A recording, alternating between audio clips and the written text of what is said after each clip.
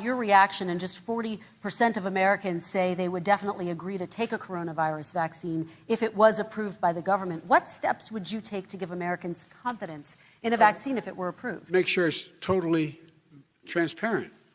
Have the scientists of the world see it, know it, look at it, go through all the processes. And by the way, this is the same fellow who told you this is going to end by Easter last time. This is the same fellow who told you that, don't worry, we're going to end this by the summer. We're about to go into a dark winter, and he has no clear plan, and there's no prospect that there's going to be a vaccine available for the majority of the American people before the middle of next year. We're about to go into a dark winter.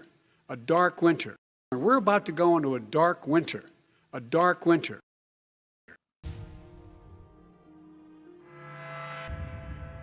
With a growing concern over the notion that chemical and biological weapons were unaccounted for and could potentially fall into the hands of terrorists, the Department of Defense wanted to test the nation's readiness for such an emergency.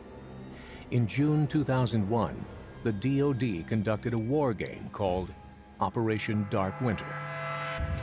Dark Winter was a major exercise that was done prior to 9/11, earlier in 2001, to look at the effects of a biological terror event.